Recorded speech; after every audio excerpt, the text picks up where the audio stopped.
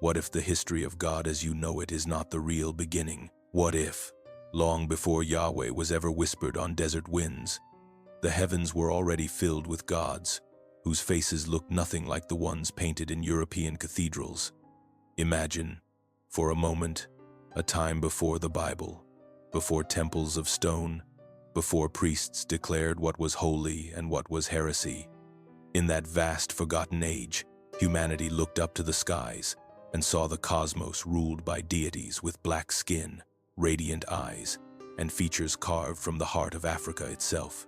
This is the story you were never meant to hear, not because it lacks evidence, but because entire empires had everything to gain by burying it. For centuries, the Church has stood as the gatekeeper of divine history, deciding which names deserve to echo through eternity and which should be silenced. And what they silenced most fiercely were the names of the black gods who reigned long before Yahweh. Their temples once stood in Nubia, Kush, and the earliest dynasties of Egypt. Their songs carried across the sands of Mesopotamia and into the veins of the first civilizations. These gods were not abstract myths, nor ornamental idols. They were living forces, tied to the cycles of the sun, the fertility of the earth, the justice of kingship, and the mysteries of life after death. To the people who worshiped them, the gods were not distant masters. They were family, ancestors, protectors. They looked like the people themselves. So why did this memory have to die? Why was it so dangerous that even whispers of it had to be erased? The answer lies in power. Because a people who can see themselves in the divine cannot be controlled by foreign images. A people who believe their gods live in their own skin, in their own blood, cannot be enslaved, cannot be colonized in spirit. And so, across centuries, a deliberate process began, one of erasure, rewriting, and replacement. Yahweh was not introduced into a spiritual vacuum. He entered a world already full of gods, already full of competing truths. To secure his throne as the only name worthy of worship, the others had to be cast into shadow. Think of it. How many sermons have told you that the nations surrounding ancient Israel were filled with idols and false gods? Yet how often did those same sermons explain who those gods were? Rarely. Almost never. The texts condemn but do not describe. Condemnation is easier than honesty. Silence is safer than revelation. Because if the truth were told that these gods were ancient, powerful, and deeply African, the foundations of the Church's story would tremble. But fragments remain. In tomb inscriptions, in half-burned manuscripts, in oral traditions carried in secret from generation to generation, a shattered trail of divine memory, waiting for anyone bold enough to follow it. That trail leads us back, past the walls of Jerusalem, past the rise of Yahweh, into the oldest shrines of Africa and the first heavens ever imagined by man. It is there that we begin to see them again, the forgotten black gods who once ruled the skies, who spoke through storm and star, who embodied creation itself.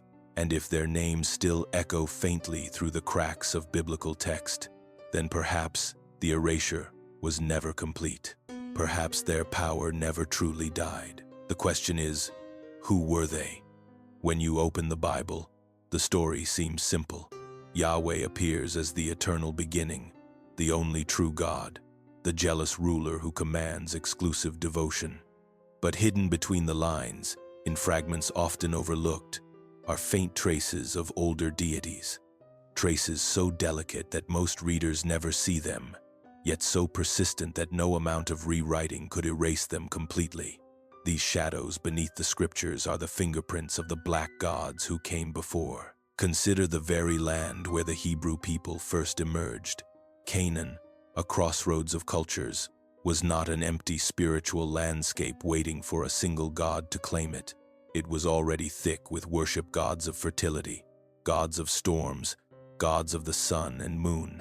Many of these gods bore African features because Africa's influence extended far beyond the Nile. Nubia traded with Egypt, Egypt with Canaan, and through this exchange, black gods traveled with caravans and armies, their images carved into altars, their myths sung in desert nights. The Bible itself, though hostile, admits their presence. Names like Baal, Asherah, and El slip into the text, not as honored figures but as enemies to be destroyed. Yahweh thunders, tear down their altars, burn their sacred poles. Why such rage? Why such obsession with silencing rival names? If these gods were powerless fictions, why did Yahweh need to command their eradication with such violence? A lie does not need to be buried so deep, but a dangerous truth does. Look closer and you see something even more unsettling.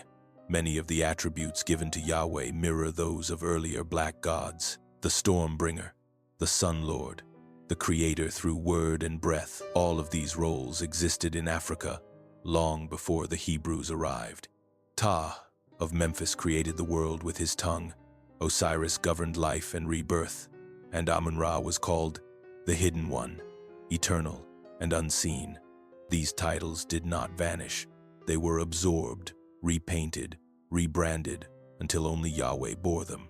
The church later canonized this theft as divine originality, but history whispers otherwise. And yet, for all the suppression, faint echoes persist even in Christian tradition. Why is Jesus described as the Word made flesh, if not an echo of Ptah's creative word? Why is resurrection central, if not a retelling of Osiris's eternal return? Why do prophets speak of weighing the heart and judging the soul, if not drawn from Ma'at, the black goddess of truth and balance? These are not coincidences, they are inheritances. But to admit this would fracture the image the church has built, a story of one chosen people, one jealous God, one linear revelation. To reveal the layered ancestry of Yahweh would expose the faith as a patchwork of stolen theologies stitched together on the bones of forgotten gods. That is why silence became law. That is why priests declared older deities to be demons, their rituals witchcraft, their names cursed. Erasure is always the companion of conquest, yet memory resists. It resists in carvings that depict gods with black skin and royal crowns. It resists in oral chants that survived colonial destruction. It resists in the very questions we are now daring to ask. Why was Yahweh so desperate to eliminate his rivals? Why were the gods before him cast not as teachers, but as threats? The shadows beneath the scriptures do not lie. They whisper of a time when heaven was crowded with black gods, each holding dominion over nature, over justice, over the mysteries of life itself. And if those gods were once powerful enough to demand Yahweh's jealousy, then perhaps their story is far from finished. But who were these deities in their fullness? What faces did they wear? What powers did they hold? And what legacies still breathe beneath the ruins of empire? To understand the forgotten black gods who reigned before Yahweh, we must journey south beyond the deserts of Canaan, into the cradle of civilizations older than Israel itself. Here, in Nubia, Kush, and Egypt, the divine was not a distant abstraction. The gods were present in the soil, the water, the breath of wind, and the rhythm of the stars. They were honored in temples of gold and stone, carried in songs across the Nile, painted on the walls of tombs to guide the soul through eternity. And above all, they bore the faces of the people, black faces, crowned with cosmic authority. Nubia, often dismissed in Western texts as merely a neighbor to Egypt, was in truth a spiritual powerhouse. Its kings, the pharaohs of Kush, were not only rulers of land but guardians of heaven's mysteries.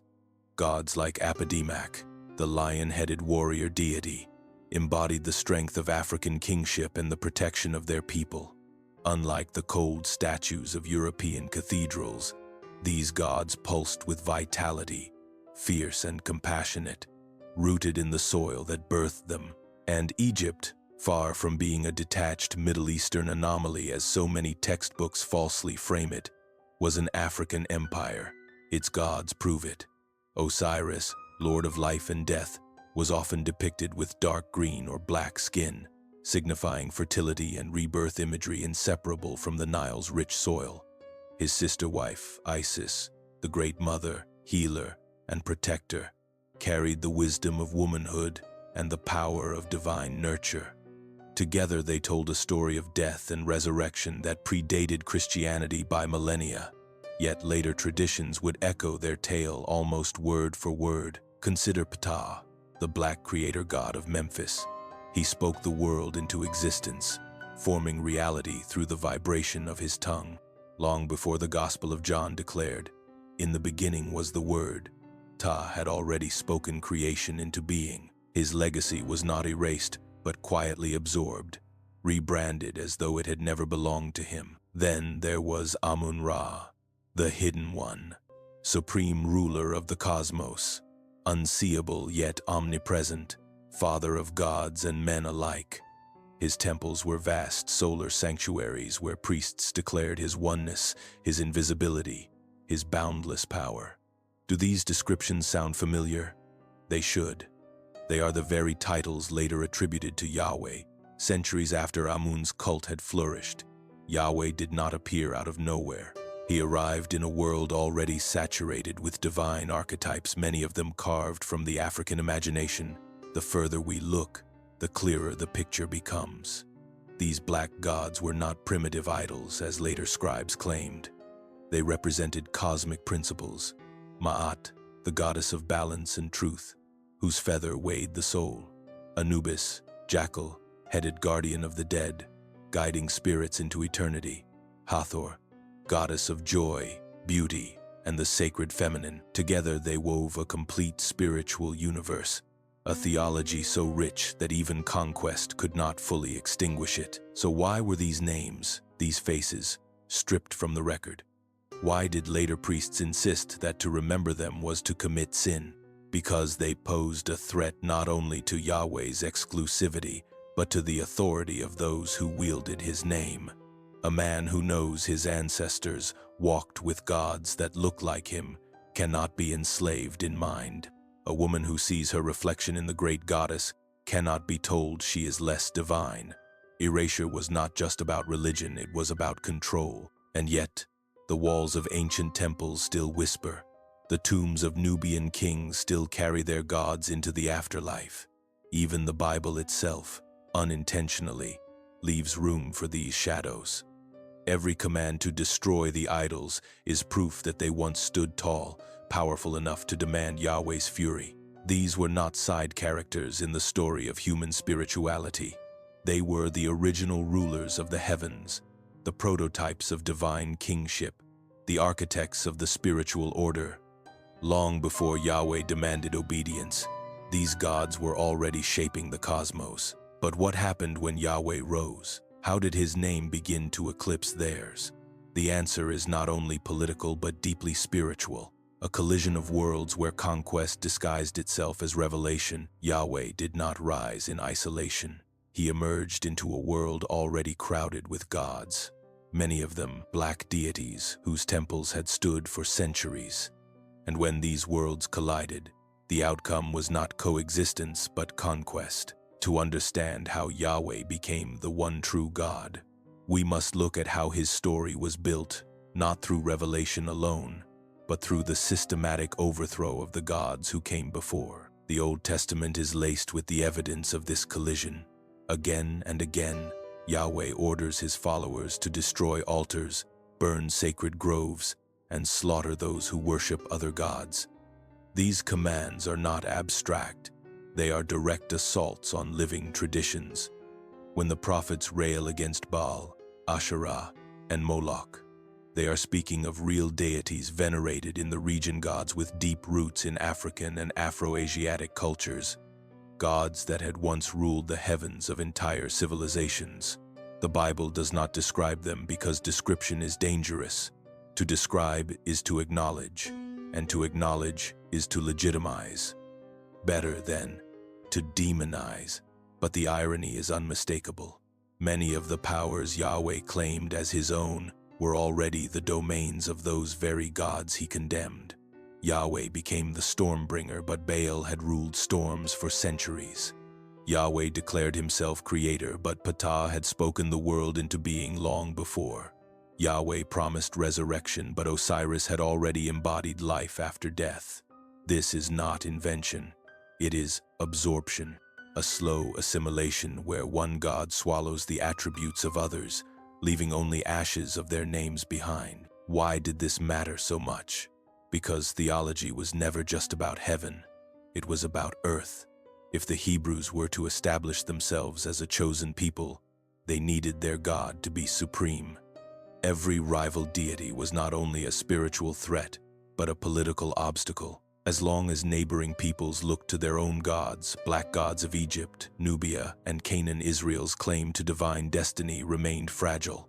To consolidate power, Yahweh had to rise as absolute, and for that to happen, the others had to fall. The church inherited this same strategy. Centuries later, Christian missionaries declared African gods to be demons, idols, or figments of superstition. Temples became ruins. Sacred dances were labeled witchcraft. The gods of Africa, from Mauritius in West Africa to Vodun in Dahomey, were cast as shadows, even when their power continued to live in the people who remembered them. The story did not change. It only shifted names. The erasure of the black gods was a project spanning thousands of years. And yet, even erasure leaves traces. Archaeologists find inscriptions that speak of Yahweh alongside Asherah, his consort, a detail scrubbed from official scripture, but preserved in stone. Biblical texts themselves betray the anxiety of their authors, who seem obsessed with reminding their followers not to turn back to other gods. Why such constant warnings unless those gods remain dangerously attractive? A jealous God is a threatened God. Yahweh's wrath was fueled not by the weakness of his rivals, but by their strength.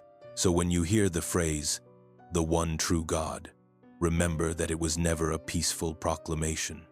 It was a declaration of war, a war against memory, against ancestry, against the black gods who once ruled the heavens.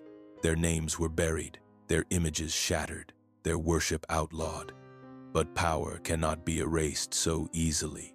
The collision may have shattered temples, but the echoes still travel through time. And if we dare to listen to those echoes, we begin to realize something unsettling. Yahweh's throne was built on borrowed stone. His power was carved from the ruins of gods more ancient, more rooted, more connected to the first rhythms of creation. The question is no longer whether they existed. The question is, what have we lost by forgetting them? When a god is erased, it is not only the divine that disappears. What vanishes along with it is an entire people's reflection of themselves in the sacred. The removal of the black gods from spiritual memory was not just theological editing, it was cultural amputation, a severing of ancestry, a cutting of the cord that once tied humanity to the soil, to their ancestors, to their own divine likeness. And in that rupture lies one of history's deepest manipulations. In ancient Africa, spirituality was inseparable from identity. The gods looked like the people, spoke through their rituals, lived in their bodies. Osiris, Isis, Maat, Anubis, Ptah. These were not distant abstractions. They were archetypes of life itself, woven into the cycles of birth, death, justice, and rebirth. To worship them was to affirm that blackness was sacred, that creation itself bore African features. Children grew up seeing their own reflections in the faces of the gods. Communities drew strength from the knowledge that divinity was not foreign, not unreachable, but near and familiar. Now imagine what happens when that mirror is shattered. When Yahweh's priests declared these gods to be idols, when Christian missionaries painted over their faces with pale icons, the result was not merely a change of ritual, but a collapse of self-perception. Suddenly, the divine was no longer kin. It was foreign, distant, suspiciously European. God no longer looked like you. God now looked like your conqueror. This was not accidental. It was strategy. A people who believe their ancestors are demonic can no longer draw strength from them. A people taught to reject their ancestral gods become dependent on the institutions that provide the new God.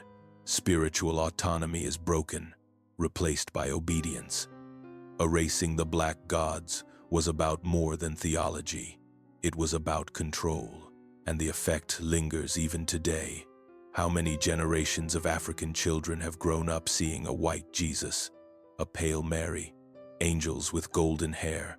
How many have been taught that their drums summon demons, that their ancestral rituals are witchcraft, that their languages are cursed at the Tower of Babel? This is the legacy of severed ancestry, a spiritual identity crisis where the believer bows to a God who looks nothing like them, while the gods who once affirmed their beauty and power are labeled forbidden. But here is the truth that erasure cannot kill. Memory survives in fragments, in songs sung in whispers, in carvings hidden underground, in symbols that slipped past the censors.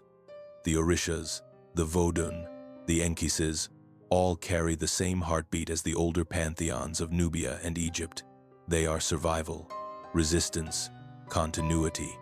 They remind us that ancestry cannot truly be erased, only suppressed. The tragedy is not just what was lost, but what was replaced. The warm embrace of ancestral deities was traded for the cold judgment of a jealous God. The cycle of life, death, and rebirth was flattened into a rigid heaven or hell binary. The balance of Ma'at was silenced beneath dogma that demanded obedience over harmony. And so generations wandered, searching for a God who no longer resembled them, never realizing that their gods had been with them all along. Ask yourself, what would it mean to see your reflection in the divine again? To know that the heavens were once ruled by black gods whose blood still pulses in your veins? What strength, what healing, what power has been stolen by this severance, and what might be recovered if the link is restored? Once the ancestral gods were declared forbidden, the next step was even more devastating, changing the very image of God. Because memory does not live only in words, it lives in images. When you close your eyes to pray, you see something. When a child asks, "What does God look like?" the answer they are given shapes their soul for life. And so, if you wish to break a people, you must not only silence their gods, you must replace their reflection in the heavens with the face of their oppressor. History shows us exactly how this happened. In ancient temples, gods bore black features. Their statues were carved with full lips, broad noses, skin painted in shades of ebony or dark green, symbols of fertility and life. Even early depictions of Christ in African and Middle Eastern communities showed him with dark skin and woolly hair. But as Christianity spread through Europe, something changed. The God of the oppressed was repainted to resemble the rulers. By the time of the Renaissance, the image was cemented. God as a bearded European patriarch, Jesus as a pale man with golden brown hair, Mary as a porcelain-skinned mother draped in blue. The heavens had been whitewashed, and this was not mere artistic choice, it was ideology. When God looks like the conquered learn to associate holiness with whiteness and sin with blackness. A spiritual hierarchy is planted in the mind. The colonizer's face becomes divine. The colonized face becomes profane.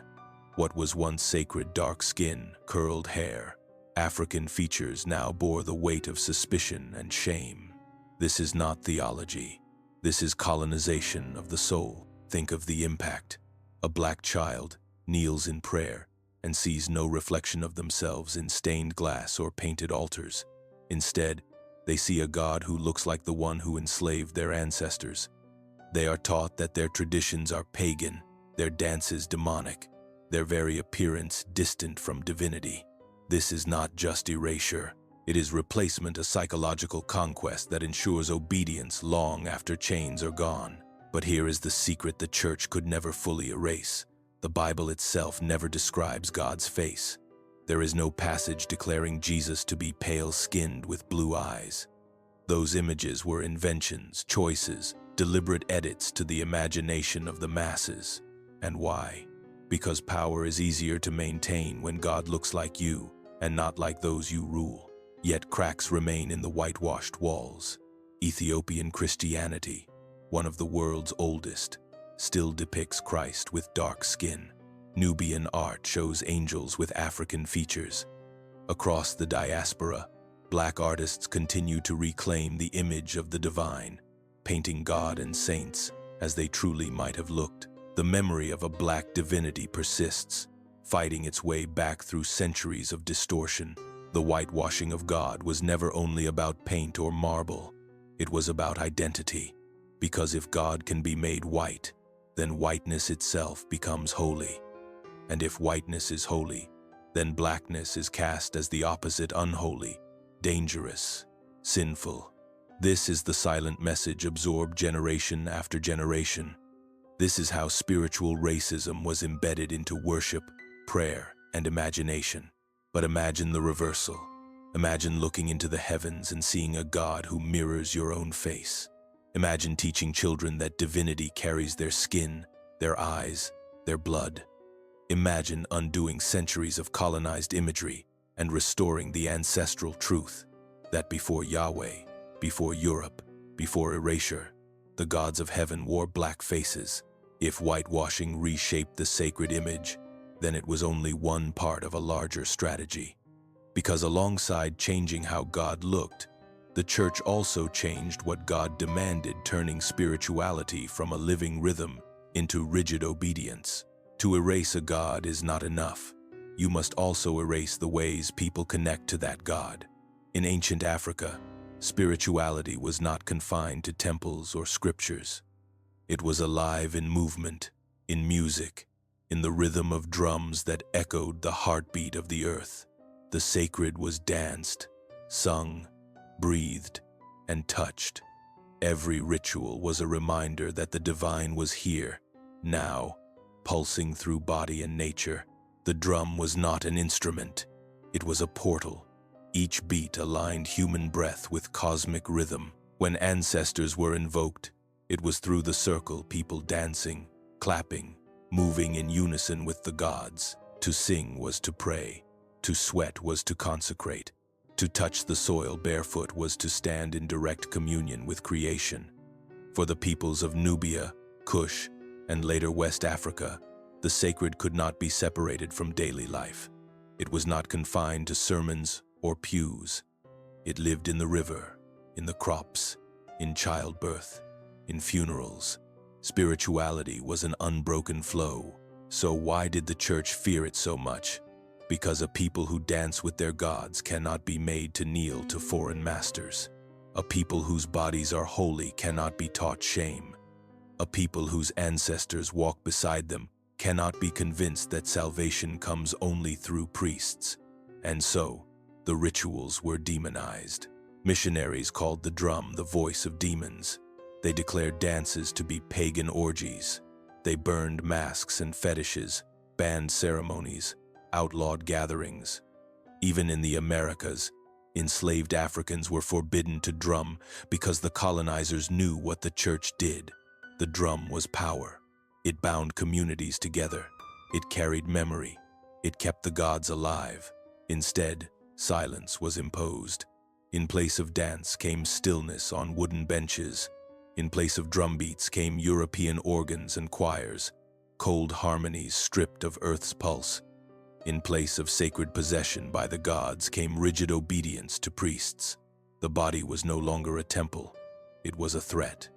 Pleasure, movement, even emotion were branded dangerous, sinful, unworthy of divine presence. And yet, memory found ways to survive. In Brazil, enslaved Africans disguised their gods as Catholic saints and kept drumming in secret. In Haiti, Vodun emerged as a shield, hiding African deities beneath Christian veneers.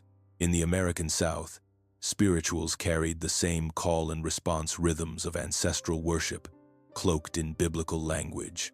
The gods adapted, shape-shifting to survive oppression. Every drum beat hidden in gospel, every dance step concealed in festival, every chant disguised in prayer was resistance. The church sought to replace a living spirituality with control, but control never fully killed the rhythm. The memory of the black gods continued to live in hips that swayed during worship, in claps that refused to stay on the rigid European beat, in voices that cried out from the soul. Even when unnamed, the gods remained present in every movement, every note that broke free from imposed silence. This is the great lie of erasure, that it succeeded. In truth, it only forced the gods underground, where they grew roots. And now, as people awaken, the question rises again: what was truly lost when the drum was silenced, and what might happen if that rhythm is fully reclaimed? Because erasing rituals was only one part of the conquest. The other was even more insidious: rewriting sacred texts themselves, stripping them of stories that once carried the memory of these gods. When you hold a Bible in your hands, you are holding not a complete history, but a curated selection. What is printed between Genesis and Revelation is not all that was written, it is what was chosen. And for every story included, countless others were excluded, hidden, or destroyed. This is not speculation, it is fact. The sacred record we inherited is the result of choices made by councils, scribes, and rulers who decided what humanity should remember and what it must forget. And among those forgotten pages lay the fingerprints of the black gods. Think of the Book of Enoch, revered by early Jewish and Christian communities, quoted even in the New Testament, yet later declared apocryphal and banished from the canon. Why? Because Enoch spoke of divine beings who descended to earth, imparted wisdom, and defied the boundaries between heaven and humanity.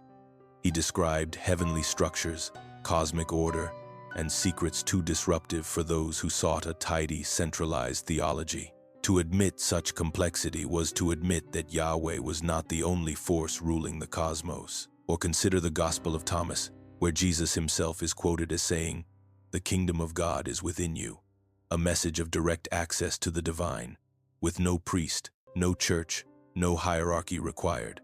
Such words strike at the heart of institutional control. So the text was buried, labeled heresy, hidden in desert caves, until rediscovered centuries later. These are not isolated cases.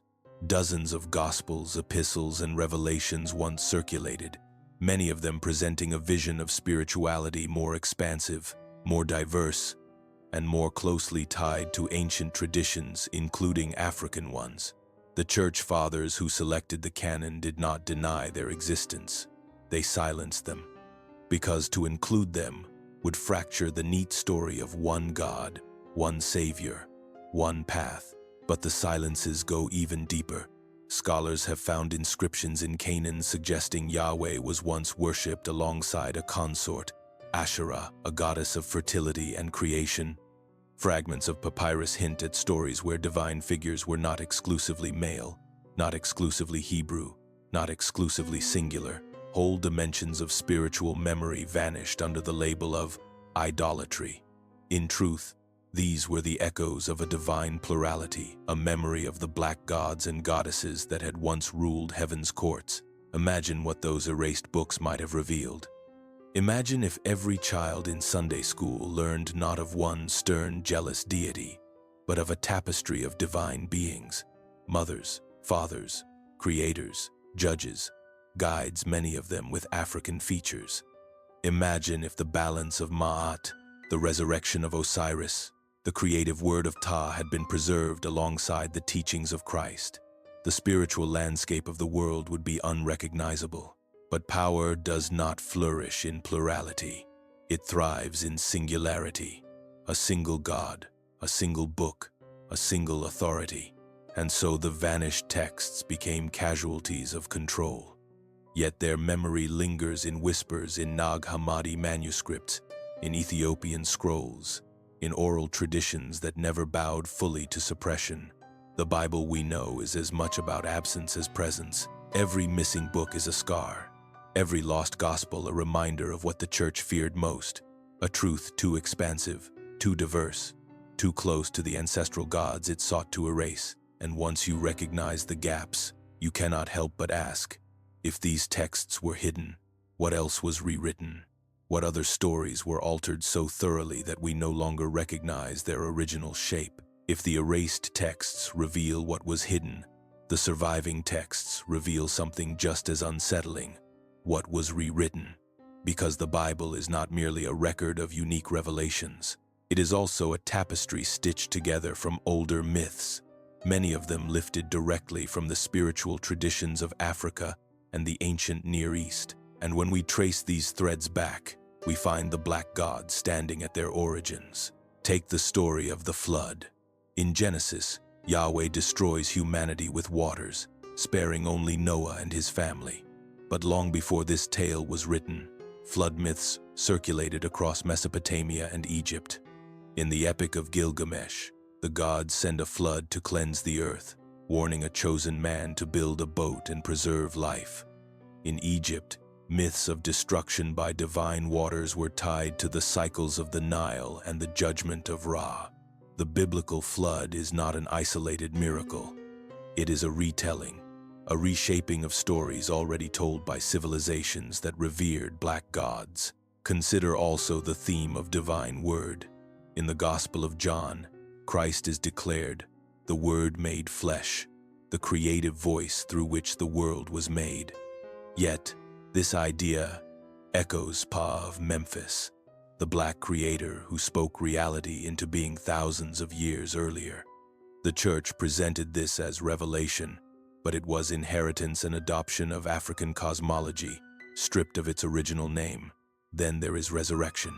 Christianity's central claim is that Jesus died and rose again, defeating death for all. But Osiris had already walked this path. The god of the Nile was slain, dismembered, and resurrected by the power of Isis, becoming the eternal judge of the dead. His story was carved into temple walls long before a cross was ever raised in Jerusalem. When the church declared Jesus the first and only to conquer death, it was rewriting a myth already ancient, already African. Even the concept of divine balance and judgment echoes older truths. The book of Revelation describes souls judged, weighed, and cast into eternal fates. Yet this is the mirror of Ma'at's feather, where the heart of the deceased was weighed against truth itself. The essence is identical. Justice is balance. Eternity depends on harmony. The only difference is whose name the judgment serves. Why were these myths rewritten instead of preserved? Because to acknowledge their sources would fracture the authority of Yahweh's story. If Osiris is already the god of resurrection, then Jesus is not unprecedented. If Ta already spoke creation into being, then Yahweh is not original. If Ma'at already weighed hearts in eternity, then revelation is not unique prophecy. To maintain control, the church had to claim originality, even if that meant repackaging older myths as if they were born anew. But erasure is never perfect. The similarities are too precise, the parallels too striking. Scholars see them, seekers feel them. The echoes are undeniable. And once you see them, the illusion crumbles. The Bible is not a self-contained miracle. It is a palimpsest, written over older truths, the names of black gods scrubbed away, but their outlines still faintly visible beneath the ink. So the question grows louder.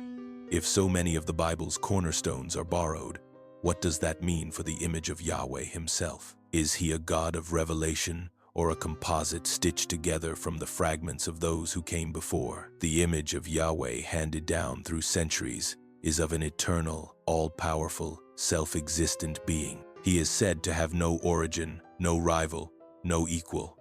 But when we strip away the layers of doctrine and look at the oldest traces of his story, a different picture emerges. Yahweh was not born as the supreme deity of heaven. He began as a local storm god, a tribal protector whose voice was thunder and whose weapon was lightning. Only later, through conquest and rewriting, was he raised above the black gods who had ruled long before him. Archaeological discoveries in Canaan and the surrounding regions tell this story plainly. Inscriptions and fragments from the 9th and 10th centuries BCE reveal Yahweh's name alongside references to other deities, sometimes even as part of a divine family. In some sites, he appears beside Asherah, the mother goddess, not as the solitary god of later tradition, but as one among many. This Yahweh was not the timeless eternal, he was a storm bringer, invoked for rain, fertility, and victory in battle. His worship resembled the cults of other regional gods like Baal, who also commanded the skies. Why does this matter? Because it shatters the illusion that Yahweh's supremacy was natural or inevitable. He rose in a world already alive with gods. Baal brought rain, Osiris brought rebirth, Ma'at brought balance, Amun-Ra commanded the sun. Yahweh's role as a storm deity was small in comparison, a localized expression of power tied to the fortunes of a single people. He was not the beginning of all things. He was a participant in an already crowded divine stage. But through war and survival, his profile changed. The Hebrew tribes, struggling for identity amid stronger empires, bound their destiny to Yahweh. Victory in battle became proof of his might. Defeat was rationalized as punishment for disobedience. And so, step by step, a tribal storm god was elevated into a cosmic ruler. His rivals were recast as false gods. His consort was erased. His family ties were cut away. What remained was a solitary figure rewritten as eternal, unique, unchallenged. The Bible itself betrays hints of this transformation. Yahweh's obsession with jealousy, "You shall have no other gods before me," makes little sense if he were truly the only God. Why be jealous of beings that do not exist? Why demand constant exclusivity unless rivals were real and dangerously appealing? His wrath against Baal worship, his commands to tear down altars and sacred groves, all point to competition, not supremacy. Yahweh rose not because others were powerless, but because they were powerful enough to threaten his claim. And yet, even as he claimed their thrones, Yahweh absorbed their attributes. The Stormbringer took the role of creator, echoing Ptah. The jealous warrior became the judge of souls, echoing Osiris. The desert god of thunder became the hidden one, echoing Amun-Ra. Yahweh did not erase his rivals by disproving them. He cannibalized them, stitching their powers onto his own name until memory blurred and people forgot their original sources. This is how conquest works, not through honesty but through assimilation. And the church inherited the same pattern. By the time Yahweh's image had hardened into monotheism, the black gods were no longer named in temples but only in the margins of scripture, where they appear as shadows condemned, their names spat out as curses, yet their essence remained hidden beneath the thunderclouds of Yahweh's rise. So we must ask, if Yahweh was shaped by conquest, if his power was pieced together from those who came before, then what does it mean to call him eternal? Is he truly the Alpha, or the echo of gods whose thrones he toppled? Religion is never only about heaven, it is also about earth. The rise of Yahweh from tribal storm god to supreme ruler of the cosmos was not simply a matter of spiritual devotion, it was a political project. His ascension mirrors the growth of the Hebrew people from scattered tribes into a nation, and later the transformation of Christianity into the religion of empire. To understand how the black gods were erased, we must see how Yahweh became the emblem of conquest. In the earliest days, Yahweh was the God of a wandering people. His promises were tied to land. "I will give you this territory. I will drive out your enemies." He was not yet the God of the universe, but the God of Israel. Every victory on the battlefield was evidence of his power. Every defeat was explained as punishment for unfaithfulness. This pattern turned war into worship. Battles were no longer just about survival, they were framed as cosmic struggles between Yahweh and the gods of rival nations. This framing was strategic. If Israel won, Yahweh triumphed. If Israel lost, it was not because Yahweh was weak, but because his people had strayed. Either way, his supremacy was never questioned. Over time, this logic transformed Yahweh from a storm god of one tribe into the sole deity of a chosen nation. But the story did not stop there. Centuries later, As Christianity emerged from Judaism, the same pattern repeated on a larger scale. Rome, the empire that once crucified Christ, eventually declared Yahweh's faith to be its official religion. What had been the belief of persecuted outsiders became the weapon of emperors. Under Constantine and his successors, the cross was carried into battle, painted on shields, invoked in campaigns of conquest. The tribal god had now become the god of empire. And once religion is fused with empire, erasure becomes inevitable. A faith built on conquest cannot tolerate rivals. The black gods of Africa were recast as demons, their rituals outlawed, their temples destroyed. Missionaries carried not just the Bible but the empire's sword, teaching that salvation required abandonment of ancestral deities. Entire cultures were stripped of their gods so that Yahweh could reign unchallenged. This was not a natural evolution. It was a calculated marriage of theology and politics. Yahweh's image was reshaped to serve power. His exclusivity mirrored the empire's demand for loyalty. His judgment mirrored the empire's punishment of dissent, and his universality, once non-existent, now stretched to justify the expansion of empire across continents. Yet cracks remained. In every conquered land, the old gods lingered. In Africa, in the Americas, in the Caribbean, the memory of the black gods endured beneath the surface of imposed Christianity. Their names were whispered, their rhythms hidden in song, their symbols disguised in saintly icons. The people remembered even when empire commanded them to forget, but still, the damage was immense. By tying Yahweh to national and imperial identity, the church ensured that forgetting the black gods was not merely a matter of theology, but of loyalty. To cling to ancestral deities was to resist the state, to reject empire, to risk death. The cost of remembrance became unbearable. This is how power works. It binds God to empire, and empire to God, until questioning one feels like treason against both. But in that union lies the greatest deception, because the God being worshipped is no longer the living spirit of creation, but the political mask of empire. And so we must ask, when people bowed to Yahweh, were they bowing to the eternal or to the empire that wore his name? Conquest by the sword may seize land, but conquest of the mind seizes generations. Once Yahweh had been enthroned as the God of empire, the next step was psychological. The erasure of the black gods was not only physical, their temples broken, their rituals outlawed, it was internal.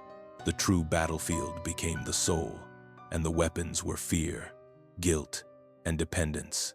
In ancestral African spirituality, the gods were not distant judges waiting to condemn. They were companions, ancestors, guides. Ma'at taught balance. Osiris embodied renewal. Isis healed and protected. Anubis guided the soul. These deities empowered their followers, reminding them that divinity lived within and around them. To dance, to drum, to plant, to give birth, all were acts of the sacred. The gods did not demand chains. They offered connection. But Yahweh, reshaped by priests and empires, operated differently. He was jealous, exclusive, and easily angered. His commandments demanded not harmony but obedience. Love was conditional. Blessing depended on submission. Sin became an ever-present shadow, guilt an endless companion. The body, once celebrated as divine, was rebranded as corrupt, shameful, weak. Pleasure was suspect, desire dangerous, ancestral memory demonic. This psychological shift was profound. A people once empowered by their gods were now burdened by fear of damnation. They no longer looked within for divine strength. They looked upward to a distant judge who could only be appeased through priests and institutions. Autonomy was severed. Spiritual self-sufficiency was replaced with dependence on the church. The worshiper became a subject, the god a ruler, the relationship one of control rather than kinship. And what is fear but the most effective chain? Unlike iron shackles, fear binds willingly. Unlike whips, guilt polices itself. You begin to monitor your own thoughts, censor your own desires, distrust your own instincts. You begin to kneel, even when no one is watching. This was the genius of spiritual conquest. The oppressed became their own jailers. Consider how often the Bible emphasizes Yahweh's wrath. Entire peoples slaughtered for worshiping rival gods. Cities destroyed for disobedience. Families cursed for generations. Even the prophets tremble. Even kings fear. This is not the voice of a nurturing parent. This is the voice of domination. By contrast, the black gods of Africa taught cycles death leading to rebirth, balance leading to harmony, joy as sacred as sorrow. Their worldview was not about eternal punishment but eternal renewal. The replacement of these deities with Yahweh was not merely a theological shift, it was a psychological revolution, and it left scars. Today, how many still fear their own ancestral practices as witchcraft? How many still believe their natural instincts are sinful? How many still feel unworthy of divine love unless mediated by an institution? These are not accidents. They are the echoes of chains forged long ago. But even chains of the mind cannot silence truth forever, because within each soul remains a memory faint, fragile, but alive of a time when the divine was not distant, when God looked like you, when worship was freedom, not fear. That memory resists. It calls to be remembered. And if memory is the key, then perhaps the first step in breaking these chains is to remember who the gods truly were. Not demons, not idols, but ancestors of the spirit. When we speak of the forgotten black gods, we cannot ignore their counterparts, the goddesses, the mothers of creation, the queens of heaven whose voices once balanced the cosmos. For in ancient Africa, the divine was never only male. It was mother and father, nurturer and protector, womb and seed. Yet when Yahweh rose and the church followed, these sacred feminine forces were among the first to be erased. And with their erasure, the world lost an entire dimension of spirituality. In Egypt, Isis reigned as the Great Mother. She was healer, protector of children, patroness of magic and wisdom.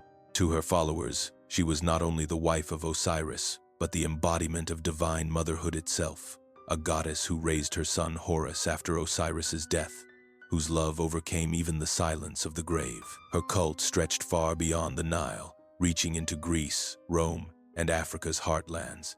Even centuries later, statues of Isis nursing Horus would inspire Christian images of Mary holding the infant Jesus.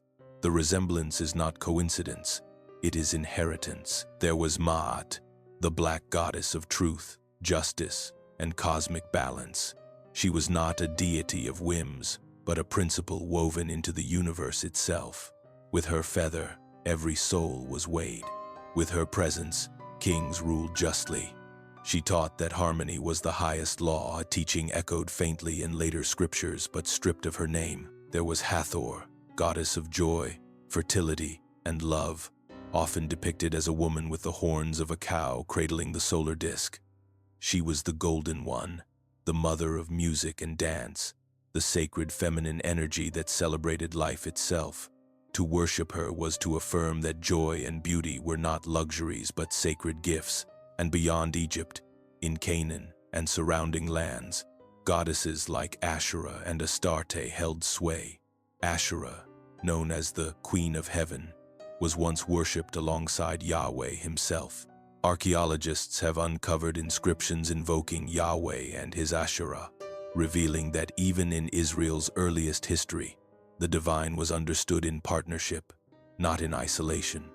But this truth was too dangerous. Asherah's name was scrubbed from scripture, her worship condemned, her sacred poles burned. The memory of the goddess was reduced to a whisper, a warning, a sin. Why such fear of the feminine? Because the goddesses represented power that could not be centralized. They embodied creation, fertility, wisdom, and balance forces that affirmed the sacredness of women and the cycles of nature. A world that honored goddesses was a world where women were seen as reflections of the divine, where the body was sacred, where harmony was valued over domination. To erase them was to strip humanity of half its reflection in the divine. The church replaced Isis with Mary, but drained her of power, turning her from a goddess of wisdom and magic into a silent virgin, revered but voiceless. They replaced Ma'at's balance with rigid laws that demanded obedience, not harmony. They replaced Asherah's nurturing presence with Yahweh's jealousy. In every case, the feminine was diminished, recast, or silenced. And what was the result? A spirituality out of balance, a God who ruled without a goddess, a heaven stripped of its queens, a faith that glorified masculine dominance while branding feminine divinity as dangerous. Humanity lost not only mothers of creation but the sense that life itself, birth, growth, love, pleasure, was sacred. Yet the traces remain. The icons of Mary holding her son, the whispered prayers to the Queen of Heaven, the enduring reverence of African women as bearers of ancestral wisdom, all of these are echoes of the goddesses who refuse to be erased completely. Their memory lingers, waiting to be reclaimed, because without the feminine, the divine is incomplete.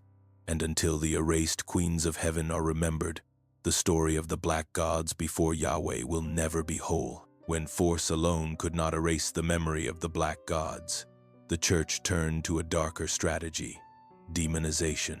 It was not enough to silence the old names.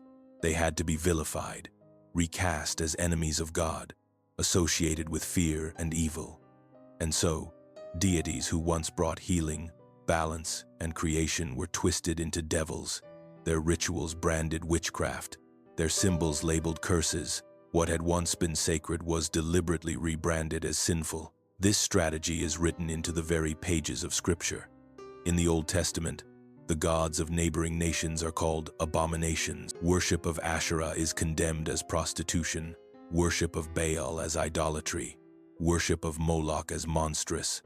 Yet the Bible offers little detail about these deities, because detail breeds sympathy, and sympathy invites curiosity. Better to let them remain shadows, easily cast as sinister. When Christianity spread across Africa and the wider world, this pattern repeated. The Orishas of West Africa, divine forces of nature like Shango, Oshun, and Yamaya, were renamed demons. The Vodun spirits of Dahomey were branded as devils. The Nkisi of Central Africa were described as sorcery, their sacred vessels destroyed by missionaries. What priests could not explain, they condemn. What they could not absorb, they cast into the pit of hell. But demonization was never about truth. It was about control. By convincing people that their ancestral gods were evil, the church ensured that worshippers would abandon them willingly, out of fear for their souls. No sword is more powerful than the belief that your own heritage is cursed. People who reject their gods become dependent on the new god offered to them. The conquest is complete, not through violence alone, but through the transformation of faith into fear. The consequences were devastating. Entire communities learned to distrust their own rhythms, songs, and symbols. Drums were said to summon devils. Herbal healing was branded witchcraft. Masks became signs of sorcery. Even ancestral remembrance, speaking to the dead, pouring libations, was twisted into accusations of necromancy. The sacred was turned against the people until they no longer saw holiness in their own traditions. And yet, traces of truth survived beneath the layers of demonization. The Orishas became saints in Catholic disguise, Shango hidden in St. Barbara, Oshun cloaked in the Virgin of Charity. Vodun rituals survived behind closed doors, carrying the same rhythms, the same spirits, beneath Christian prayers. In the Caribbean and the Americas, enslaved Africans carried their gods into new lands, refusing to let demonization erase them completely. Ask yourself, if these gods were truly powerless, why did the church expend so much energy to vilify them? Why burn their shrines, ban their drums, and rewrite their names into symbols of evil? A shadow does not threaten the sun, but a rival flame does. The black gods were too strong to ignore, too deeply rooted to dismiss. So they were recast as enemies, not because they were demons, but because they were divine. And even in their demonized forms, they continued to live. The fear the church attached to them ensured that people remembered their names, even if whispered with dread. Ironically, the attempt to bury them made them unforgettable. The story of the black gods is not just one of worship, but of survival even through demonization, because the question remains, if these gods were recast as devils, what might happen if we strip away the lies and see them again for what they were: protectors, creators, ancestors? Despite the erasure, despite the demonization, the black gods were never truly forgotten. Their temples may have been torn down, their names struck from scrolls, their rituals outlawed, but memory is a stubborn thing. It lingers in whispers, in stories told around fires, in songs sung beneath the rhythm of the drum. It hides in the breath of elders and the practices of healers, in lullabies and proverbs.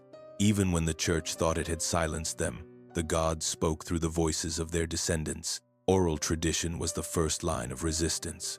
Long before scripture, knowledge passed mouth to mouth, heart to heart.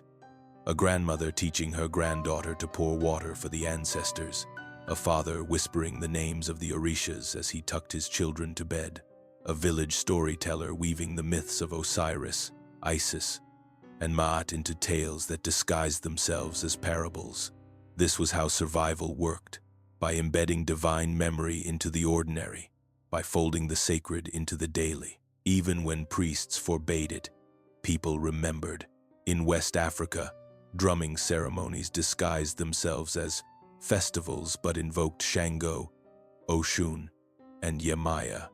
In the Caribbean, enslaved Africans wrapped their gods in the cloaks of Catholic saints, creating syncretic traditions like Santeria and Candomblé. To outsiders, these looked like Christian devotion. To insiders, they were lifelines, secret ways of keeping the black gods alive. In Haiti, Vodun became a shield of survival, preserving spirits under new names but the same rhythms. Even in North America, where surveillance was harshest, fragments endured. Spirituals sung in cotton fields carried coded references to Moses and Pharaoh, but also to the deeper ancestral gods who promised deliverance long before Yahweh was claimed. The call and response, the swaying, the improvisation, all were remnants of the old rituals, echoes of ceremonies that missionaries tried to erase. This persistence reveals something profound. Erasure was never total. The gods adapted. They bent without breaking, shifted without vanishing. Their power flowed underground like rivers beneath the desert, waiting to burst forth again. Every whispered prayer, every disguised ritual, every half-remembered chant was a seed planted for the future. And in our time, those seeds are sprouting again. Across the diaspora, people are rediscovering their ancestral gods.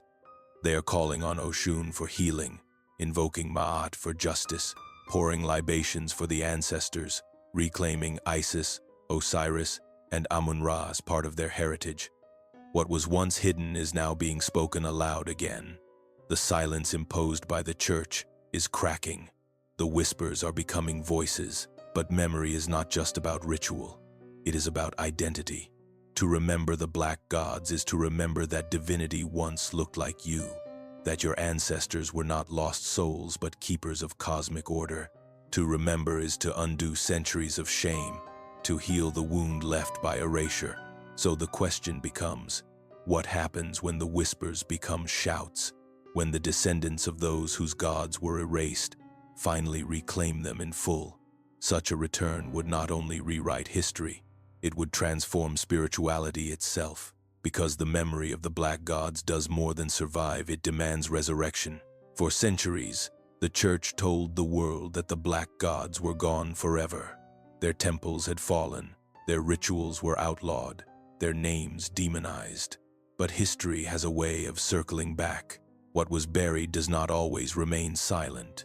Across the globe, a quiet revolution is unfolding, the resurrection of ancestral gods once thought erased, and their return is shaking the foundations of faith as we know it. Look around and you will see the signs. In Brazil, candomblé temples honor the orishas openly, their dances and drumming no longer hidden in fear but celebrated with pride. In Cuba, Santeria thrives, merging Yoruba deities with Catholic imagery, yet restoring the divine faces of Africa to their rightful place. In Haiti, Vodun continues to guide communities, its spirits invoked not in secret but as part of daily life. And in the United States and Europe, more and more people of the African diaspora are studying, reclaiming, and practicing the spiritual systems of their ancestors, lifting the veil that was cast over them centuries ago. This revival is not about nostalgia, it is about healing. For too long, Black people have been told that their heritage was demonic, their gods evil, their culture cursed. To reclaim these gods is to reclaim dignity, identity, and power. It is to look at the heavens and finally see yourself reflected again, not in borrowed icons, but in your own ancestral divinity. It is to understand that the sacred is not foreign, not distant, but born of your own soil and blood. And this is what terrifies the church, because once people realize that God does not belong exclusively to one name, one book, one institution, the power of control begins to crumble. If Osiris already taught resurrection, if Ptah already spoke creation, if Ma'at already balanced the cosmos, then Yahweh is not the sole gatekeeper of truth. If Oshun, Yemaya, and Isis embody divine feminine power, then salvation is not confined to male hierarchies. If ancestral gods still live, then the monopoly of the church collapses. This is why the resurgence of Black spirituality is met with suspicion, ridicule, or even hostility, because it represents freedom. Freedom from the psychological chains of guilt and fear, freedom from a narrative that erased your identity, freedom from a theology that demanded silence where there was once rhythm. To reclaim the gods is to reclaim yourself. And yet, their return is unstoppable. Social media spreads knowledge that once was buried. Scholars uncover artifacts and inscriptions that the church tried to ignore. Artists reimagine gods with black skin and African crowns. Communities light candles, drum, and call the names of ancestors once more. The voices of the forgotten are rising, and with them, a collective awakening. The return of the Black gods is not about replacing Yahweh. It is about balance. It is about restoring what was taken, healing what was severed, remembering what was silenced. It is about expanding spirituality to include the truths erased by empire. For when the forgotten gods stand again, humanity remembers a time when divinity was abundant, not exclusive, when heaven was full, not empty. And so the question grows louder. If these gods are returning, what will their presence mean for the world we know now? What happens when faith collides with memory? When the ancient rises to meet the modern? The return of the Black gods is not a local event. It is a global tremor. For centuries, the church and empire taught the world to see divinity through a narrow lens, a single god, a single story, a single image. But as the ancestral gods rise again, that lens is shattering. And when it breaks, the world is forced to confront what has been hidden, a spiritual history richer, older, and more diverse than the one carved into cathedral walls. In Africa, the revival is cultural as much as spiritual. Young generations are rediscovering Orishas, Vodun, and Kemetic teachings, reconnecting with roots that colonization tried to sever. In the diaspora, this awakening is tied to identity. To call on Oshun or Ma'at is not only to invoke a goddess, it is to reclaim dignity, to affirm that Blackness is not outside the sacred but at its center.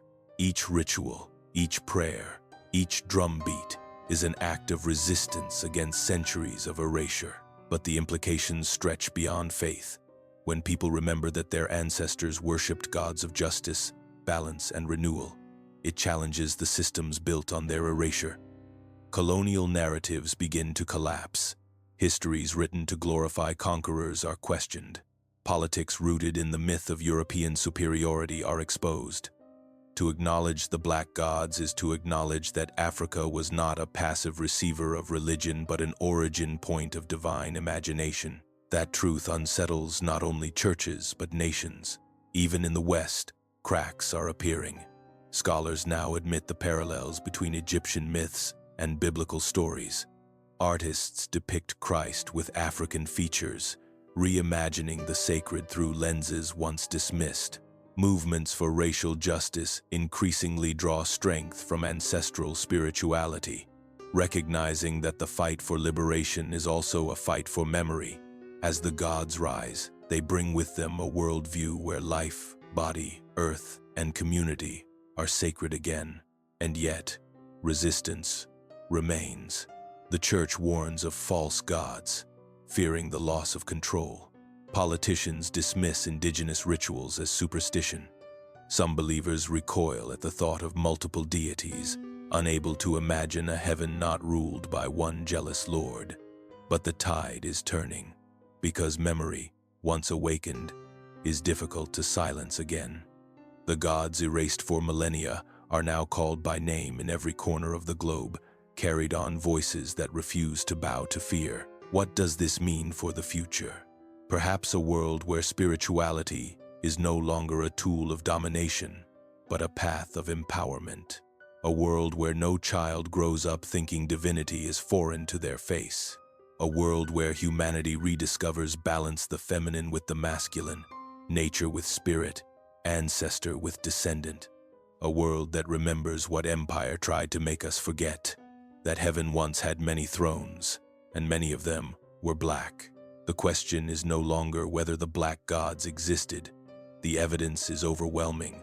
The question now is, will humanity have the courage to embrace their return, to let them rewrite the story, to allow the sacred to be whole again? Because if the world remembers, nothing, not the church, not the state, not empire itself, will ever be the same. We have walked through the ruins of forgotten temples, listened to the whispers buried beneath scripture, and followed the shadows of gods who once ruled the heavens. We have seen how they were erased, demonized, whitewashed, and replaced. We have traced how Yahweh rose not as an eternal ruler born of nothing, but as a tribal god elevated through conquest, his throne built upon the fragments of deities far older and darker than him. We have uncovered how the church tightened the chains, rewriting myths, silencing goddesses, branding ancestral rituals as witchcraft, and planting guilt where joy once bloomed. And yet, through it all, the black gods endured, their names whispered in the night, their rhythms hidden in drums, their symbols disguised as saints, their essence carried in the blood of those who refused to forget. They endured because truth cannot be erased. It can only be buried, waiting for the day it is called forth again. That day is now. Across the world, people are remembering. They are calling on Isis and Osiris, Oshun and Shango, Ma'at and Ptah, Amun-Ra and Yamaya. They are reclaiming what was stolen, piecing together the fragments, and realizing that their ancestors were not lost sinners in need of foreign salvation. They were keepers of cosmic order, children of gods who looked like them, divine in their own right. This awakening is not about abandoning faith. It is about expanding it. It is about healing the wound of erasure, restoring balance to a story made one-sided by empire. It is about realizing that before Yahweh, heaven was already full of gods and goddesses, black and radiant, shaping creation with their voices, their rhythms, their love, and their memory does more than comfort. It empowers. It reminds us that divinity is not foreign, not distant, not imposed. It is here, within us, around us, in the soil and in the sky, in the faces we see in the mirror. The church feared this day because they knew what it meant. A people who remember their gods are a people who remember their power. A people who see their reflection in heaven cannot be enslaved on earth. A people who reclaim their ancestors reclaim themselves. So the question is not whether the black gods existed. That truth is already carved in stone, sung in chants, and echoed in scripture itself. if you dare to read between the lines. The question is, will you have the courage to remember them? Will you allow the erased to rise again in your own spirit? Will you listen to the call of ancestry, the vibration in your bones, the rhythm that no empire could kill? The awakening is here. The forgotten gods are no longer silent. Their thrones were never truly broken. They only waited for us to see them again. And once you see, you cannot unsee. Once you remember, you cannot forget. The gods are rising, and so are we.